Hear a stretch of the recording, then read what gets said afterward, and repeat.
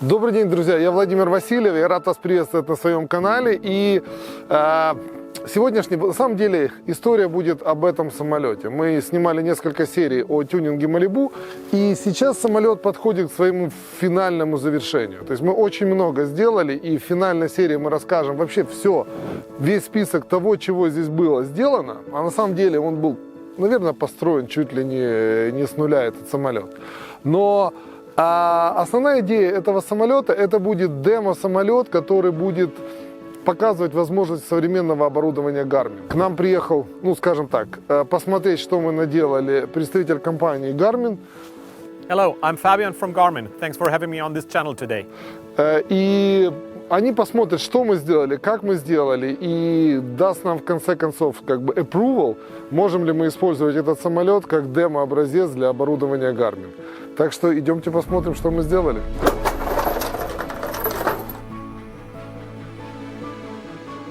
На самом деле, вот сейчас, вот это тот, как выглядит панель на Малибу. Наверное, ты вставишь, Данька, да, как это было раньше, и сразу же это будет видно невооруженным глазом. Но, на самом деле, тут не то, что изменился внешний вид.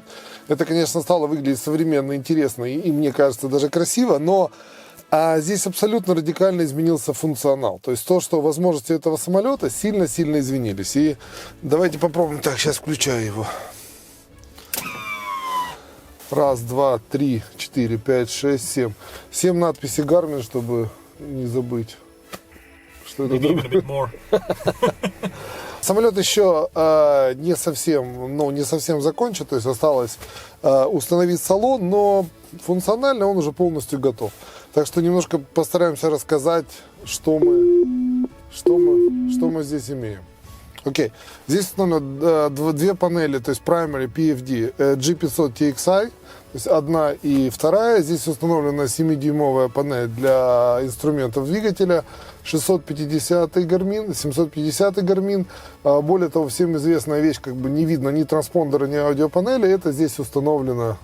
Оно у нас установлено скрыто, то есть получается, что блоки находятся сзади, и управление все происходит с 750. То же самое здесь про аудиопанель и интерком. Fabian, could you explain why I spent so many money and what I have in the future? So, I mean, first of all, let me congratulate you for that amazing looking panel of your Maliboo, and I think you've done a fantastic job with all the modification and all the installation. Even though the aircraft is not fully ready yet, I think the avionics panel already looks fantastic. And I think the reason, I don't know exactly how much money you spent, but I think the investment you made into this aeroplane is that you took an old aeroplane with an old analog cockpit into the future, and you just invested into making an old aeroplane new again. And therefore, I don't know how much money you went in to invest in safety. How much is safety worth? And I don't know exactly, but I think you even have more capabilities and more functionality in this cockpit than if you would buy a new aircraft of that category, because the Maliboo is still built, right? You still can buy that as a new airplane. And with the G500 and the engine indication and the navigators and the Garmin GFC 600 autopilot, including the Smart Glide functionality, this is something a new Maliboo doesn't have. Every old instrument has gone and has been replaced by a primary flight display on the left side one and on the right side one, so this aircraft can be flown from both sides. And if I look what I have in front of me, basically I have my artificial horizon with the horizon line right here. I have my airspeed on the left side. I have my altitude. I have my HSI information. And I have my turn and bank information basically up here with that little white bar that has replaced that little ball that you need to try to center while flying. But you also gain a lot of additional information here, including you can easily display your density, altitude. You even see the with the new software version of the Garmin G500, you see the G meter, so you see your current G loads on the aircraft. You potentially could, set up your HSI with a HSI map, so you have additional information here right at your fingertip, and you see we are here parked in front of your hangars on the apron. Все это сведено в одну таблицу. То есть в данный момент это все полностью объединено в один комплекс. И на самом деле это легко читаемо и легко поддается анализу. То есть, по сути, откровенно говоря, вроде бы как старые известные стрелочные приборы, они прекрасно работают. Но когда все это объединяется, это очень уменьшает нагрузку на пилота. То есть это становится легче воспринять. И самое интересное, что мы можем всю необходимую информацию снести сюда. Вот сейчас как бы базовая, я повторюсь то, что сказал Фабиан, мы имеем авиагоризонт, мы имеем курсовую систему, мы имеем указатель скорости, указатель высоты, указатель вертикальной скорости, мы имеем нагрузку, то есть сколько G, какую перегрузку самолет испытывает. Помимо этого мы еще имеем synthetic vision, то есть мы видим подложку о том, что, скажем так, компьютеризированный рельеф местности, который на самом деле вроде бы как юридически на нем не стоит летать, но в тяжелых условиях погодных, когда как сейчас туман и облачно, и вы летите особенно где-то, где неровная местность, это очень сильно снижает нагрузку на пилота с точки зрения, когда вы все-таки пусть видите эту гору, хотя на самом деле за облаками тишина. Then, for example, you just have a basic moving map that can be also changed in different layouts, that can be prepared already, pre-prepared. As you see, naturally, we're using that as a touch screen, which is a novum in aviation anyways, that we can directly use that just like an iPad basically, or like a tablet PC. You also can go through the different screens by using the concentric knob here. So if you don't feel comfortable of using the touchscreen functionality, everything can be controlled with those dual concentric knobs here. So maps, or you have a traffic indication for other aircraft outside. If you fly in mountainous areas, there is a terrain indication. This is now red, of course, because we are on ground currently.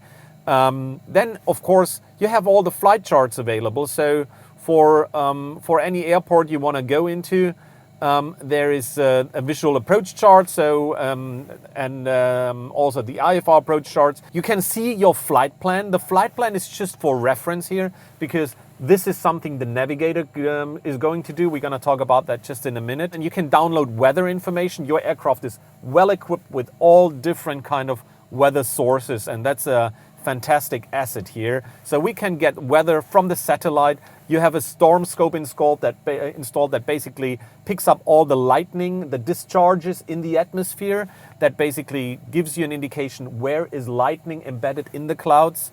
And then you also have an active radar, the GWX-75, solid state, non-magnetron, digital weather radar that's installed under the wing. It basically scans the area in front of the aircraft for thunderstorms or cell movements, but this one also could indicate turbulences. So if you have passengers on board, you want to avoid turbulences, they would be indicated there. And it has the feature of ground clutter suppression, so everything that is not a weather cell or a precipitation, just like a mountain or terrain or ground, will be filtered out. The traditional weather radar from older aircraft had maximum 4 color shadings. Now you have 4 times more. You have 16 different color shadings from light to heavy precipitation, and that gives you a very, very clear picture of what's right in front of the aircraft. We can go on a test mode, and then you see how the radar starts scanning in testing, and you see the different colors. The scan also can be vertically, so up and down. Also, the pilot can make decision, go left to the right or go to the up or the down to avoid the bad weather. Especially when you fly in higher altitudes and you can see an isolated thunderstorm cell. You can see if you can overfly it or if you need to divert from it. Typically, the best thing is to divert from it, but sometimes you just want to know. Also, can you show what doesn't mean the satellite weather, where I will receive all information and how I can use it? Absolutely. So we call that the Connect weather. This is Iridium based, so it's a global satellite network, and you have an Iridium modem installed. and then I can basically request the data. Either it's on auto request, so every 5 or every 10 minutes it takes an own download, or we're just gonna do a download on our present position. So we download everything that we want to, that is around our current position. It's now connecting with the Iridium satellite network, and it's downloading the latest weather information. Plus, with that Iridium data link, you also have additional capabilities. So you can text message or you send emails from the air, no matter where you are in the world, and you can receive or do phone calls through your headset from flight level 280 if you want. You can call it a couple times, Yeah, and yeah. sometimes the people Yeah. very surprised when somebody calling from the space. Yes. Well, yeah, basically you call out of space. That's correct. Additional, you see there is a music input, so you can connect your smartphone or your iPad for music streaming. It's very comfortable, but the all navigation, they're all going from these two systems, double system, 750, 650. Correct. So this is the Garmin GTN 750 XI and the GTN 650 XI, which are basically our touchscreen navigators. And again, you have a multifunctional display portion, but the key functionality of this is basically your communication and your navigation purposes. So when we go to the home page here and you see basically the setup, you can choose your frequencies you want to talk to. So that's basically the radio for communication. You have the second one down here as well for the second communication channel. And here you do have your nav receiver for radio navigation. So if you want to dial in a VOR or any localizer, that happens right here. As you mentioned already, we do have a remote controllable audio panel for the communication within the cabin and outside. And there you have the intercom setup. So if you have the kids in the background and they are fighting, just turn it off. Or if you're, and I love that the most. If your wife is on the next seat and she's talking too much, just isolate yourself. No, that was a joke. Don't tell anyone. Yes, it still be a secret. Yes, still be a secret. So basically you have the telephone and the Bluetooth coordination here. That's just a remote functionality of that GTN 750. But when it comes really to the navigation, you go to the flight planning and you can start adding your waypoints where you would like to go. 32 miles away from here. If you want to also, not just because this is now a GPS navigation to that VOR, but if you want to do the radio navigation, you click on that waypoint, you go to the waypoint info, and you have the frequency of that VOR right here, and you just put that to your active, and now you also can receive that VOR on the classic radio navigation.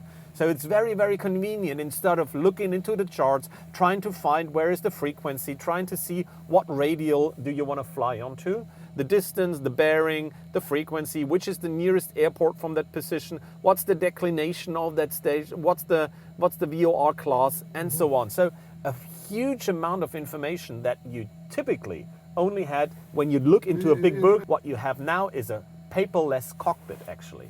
And then you can do any other destination, whatever, I don't know. Uniform Kilo Bravo Bravo. Uniform Kilo Bravo Bravo, Borisville. All right, so we go international. And here now you see basically our flight plan. And if you look onto the map here, this should already be synchronized. And you see we do have a magenta line that reaches from our destination via the Sierra Lima Victor VOR to Borisville Airport. So Also I have it here. and it's also crossing everywhere in the panel, and you see it also here because they are talking to each other as well. So everything communicates within the cockpit, and this is the importance of redundancy, because if in any case something would go wrong or would fail or would step out, you still have the backup, and that backup has the same level of information than your primary navigator. Any 28 days, these aircraft automatically download the old fresh information if you have the iPad and if you or Yes, correct. So all the data that is loaded here can be updated and needs to be updated every 28 days.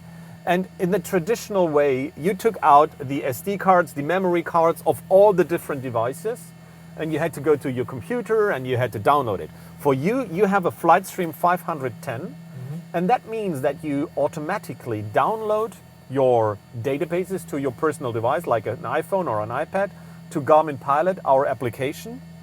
And the database concierge, yeah, perfect. So the database concierge will then manage your database downloads. It will download to your device, and from there it will synchronize it with the navigator, and the navigator will feed the databases into all of the other systems installed in the cockpit. What is the profit to have the 2GTN, or enough to have one? So the aircraft itself has a minimum equipment list that is defined, and that says you need to have one GPS and two nav and two comms. That's the requirement for the aircraft to be installed or to have this equipment installed. The second GPS, as the GTN 650, is indeed a not 100% required, but it is a very convenient way, because if you have everything double, only your GPS is a single source of safety. It's the typical combination that people or customers choose a dual GTN installation as well. And you can have two of the small ones, you can have two of the large ones, you can have one 750 or one 650. So it's on the customer's decision. Okay, but I heard a lot of time the people decided to buy the 650 because it's cheaper. It's much cheaper, like $6,000. But usually they after said, "Oh, why I save this money? I want to buy the 750." Yeah, so the bigger screen is the key difference. In functionality, they are almost identical, but the larger screen can do a little bit more than the small screen. So the larger screen can display those approach charts, which we just saw. So the charts are not available on the small screen. The radar can be shown on the 750 in case a customer doesn't want to choose the large G500 displays, but wants to keep the analog instruments or using a GI275. There would be no other means of displaying a Garmin weather radar instead of using the large screen, because this is also something that the 650 cannot show.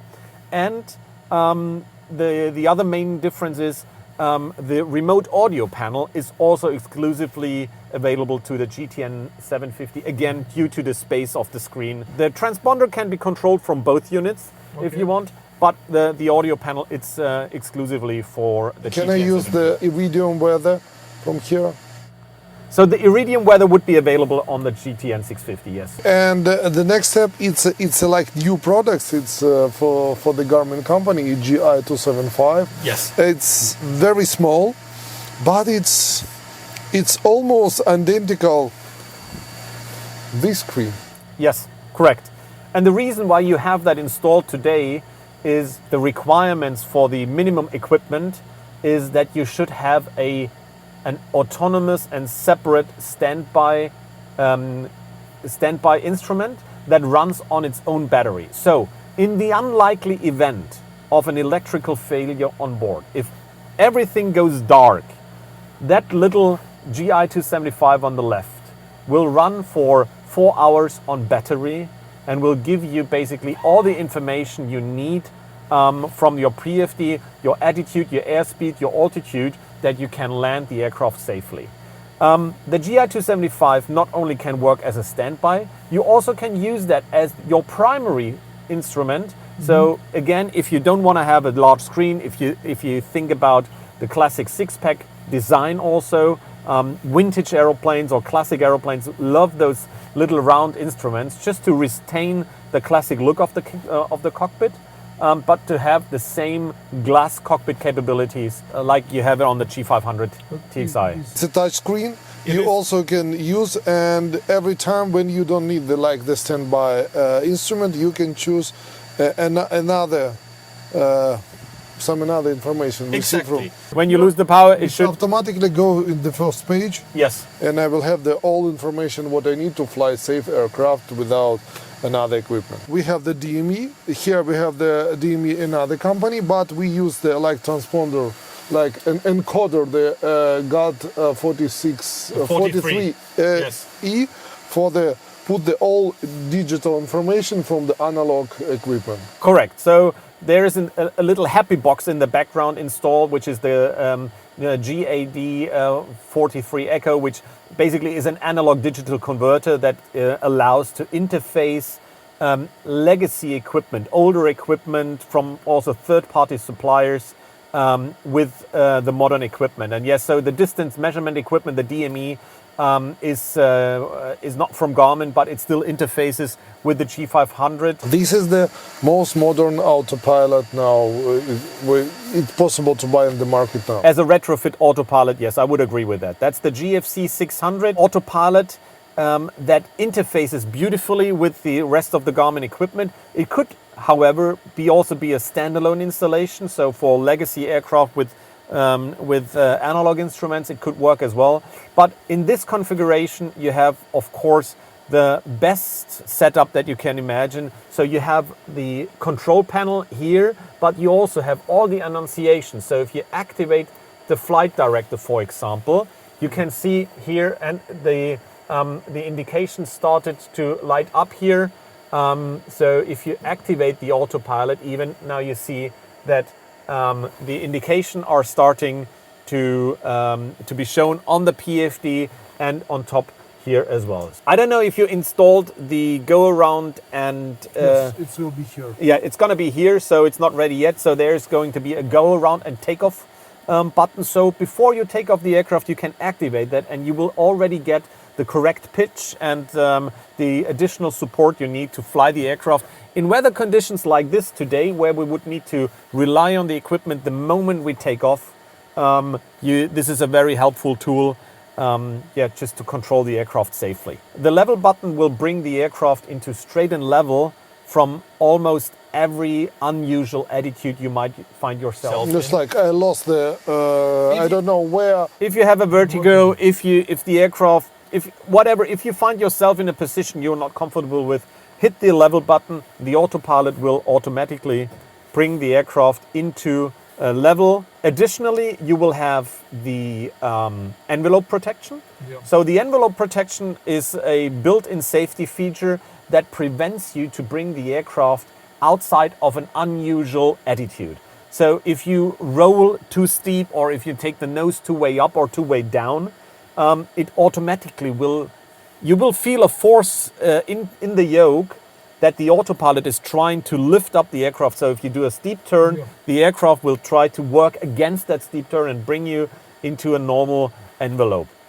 If you do that multiple times in a row, the level mode will activate automatically. The autopilot, even you fly by hand, will always monitor the aircraft attitude, and if something is very unusual, it's going to activate the level mode and will fly the aircraft straight and level. In the future, every time we fly with my instructor who's sitting on the back side of the panel. Yes, exactly. Okay, let's talk about this red button. Yes, Smart Glide. So you are, I think that's the first time I see it in real life, that it's installed into an aircraft. This is a new addition to an existing equipment, and that basically works together with the GTN and our autopilot.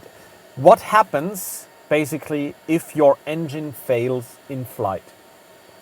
With the activation of Smart Glide, the aircraft automatically selects the nearest suitable airport and brings you there automatically. So what it does, the first couple of seconds when your engine is in trouble, you are very busy as a pilot. Yeah, absolutely. And you start thinking, what did I do? Why is it wrong? What happens? What can I do to re-engage the engine? And you're losing valuable time and especially valuable altitude in that moment. Yeah, absolutely. Smart Glide helps you to shorten that decision making and say like, okay, I realize the engine is failed. You hit the Smart Glide button and the aircraft automatically picks the nearest suitable airport. It brings the aircraft to the best glide speed to basically retain the most altitude, and it directly goes into the direct heading mode onto this airfield. So you save a lot of time with the decision making in the first couple of seconds. And then you still can try to reactivate the engine. You still can do your radio calls. Furthermore, the GTN will basically declutter, will automatically show which airport you can dial the squawk code for an emergency. So 7700 will be offered to you. Then you will have the frequency of the airport that you're going into immediately in your standby. So the things that will take a lot of time and a lot of your energy as a pilot are taken care of by the system itself. And this is basically a huge help in the moment when you need it the most. Absolutely, because usual I lost the engine and I know what is it. You immediately go to the stress, to Yes. the high stress. Correct. And in the case of an emergency, I always think my brain shrinks to the size of a bean in that moment. And this is exactly where the system helps you. When the engine goes wrong, maybe there's bad weather, you are in VMC, you don't know where to go, your paper is somewhere, you need to look into the frequencies. This is all a lot of stress. And the system itself just beautifully flies the aircraft. And also, if the aircraft depicts that there is no airport in the visibility or in the vicinity that you are able to glide into, that decision is made already as well. So you don't need to even try it. You find the next suitable field and go there. Yeah, So- it's absolutely key. It will show me where I have enough altitude to fly. Yes. And where I can in this moment land it safe. And also I know it will show me what exact altitude I will have over this airfield when I glide. Correct. So you can't mistake the smart glide with our auto land that has been introduced to other aircraft already. So this doesn't land the aircraft automatically. It just will bring you over an airfield which is suitable to land. And when you come into the area of the airfield, you as a pilot are in charge of deactivating the autopilot, do the work, do the pattern, and land the aircraft safely. Put the landing gear down and also I know if I will not have the airport in vicinity on the glide, Yes. where I can go by without engine. Any case he will show me how long I can glide due to the terrain and maybe some mounts around. Yes. So you will see a glide range ring that pops up on your screens, basically, and that glide range ring shows how far you will glide, and within that range you will need to find a field. Additionally, it will give you oral shout-outs for 2,000, 1,000 and 500 feet above ground. So then you have basically the mental preparation. How much time do I have left?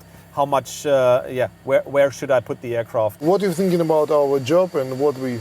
I think you did a fantastic job, and I mean, we didn't talk about this one. This is the engine indication so far. So this screen here is part of the G500 TXI system. You decided to have a separate indication of engine, but you also, you know that you can basically go here and have engine indication as well here. So that's a very, very convenient way in the critical phase of takeoff that you have the engine indication right in front of you. I think you've done a fantastic job in designing and setting up this panel. It is a huge difference from changing over from an analog to a digital cockpit, but I think with that equipment, flying is so much more convenient. It gives the aircraft so much more capabilities, and this makes you future-proof and ready for, I don't know, a next 15 to 20 years easily to travel with this aircraft across Europe. It's also, it's when you have a lot of like screens, you simultaneously have a lot of information. Like here, we have the PFD. Like example, I can put here like map. Yes. Okay. Here I can put the like chart. Correct. And here I can put like example The weather radar. weather radar. Correct. Yeah. Next time I think aircraft I expect will be maybe in a week, maybe in 10 days ready to final. Yes. And next time I hope we will make the flights together and Absolutely. you will explain in the sky everything the same Yes. but in the sky. Yes. Because now it's not best time to show. No, today the weather is really not good for an introduction training flight for that equipment. Yes. But also I want to explain the Garmin not only say sell the equipment. It's like support to the pilot to study, to make the like seminars, to educate how to use this. Yes. So what's as we spoke, you had a massive transition from an analog cockpit into a glass cockpit. And often I've been asked, how can I prepare for that? Do I need to have a separate rating for that? Do I have a special training for that? So it's not 100% required. There is no legal requirement for a training on that. You have to familiarize yourself. And there are a couple of ways of doing it. We have online trainers. Garmin offers an online training class where you could register for. You have iPad trainers where you can play around with the individual items on the iPad and click and try out the main functions. Then it's absolutely my recommendation to find an experienced flight instructor who sits next to you and who knows how to use the equipment and just explains you the different features. And yeah, I can help with that as well. So I'm happy. Yeah, of course. So I'm happy when we have time next time that we go on a trip, that we do a real mission with the flight preparation, with the flight plan transfer into the system, that we show everything how things work together, and then we go flying. Yeah, let's do it, because it's for me it's the best solution to explain the people. Okay, it's a huge amount of money. I agree. It's not cheap decision. Compare the functionality and compare if you have the old aircraft, and you immediately make the aircraft more modern, like the some aircraft that you can buy directly from the production. And also that investment you made is not gone, right? Yeah, that increased the value of the aircraft tremendously. So it's not that the money is like fuel that just burns away. And just it's not easy now to find the summer aircraft with modern avionics, because everybody who installed these avionics wants to fly by self. And on the market, it's not impossible to find the good. No, I mean you are the expert in the aircraft trading, and I think that proves that an old aircraft can be reactivated to new life and to a new bright future.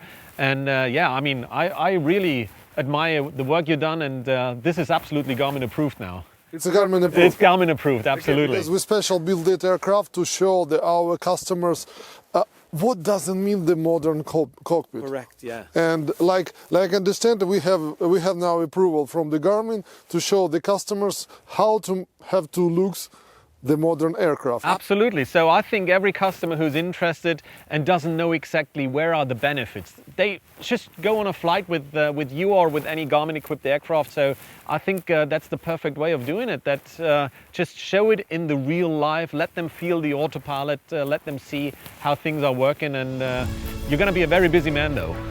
Я надеюсь, что на самом деле это было интересно, потому что мы постарались рассказать, во-первых, немного, насколько мы продвинулись в проекте Малибу, и на самом деле нам остался маленький шажок его закончить, и там уже будет большая серия, расскажем полностью, что мы здесь сделали.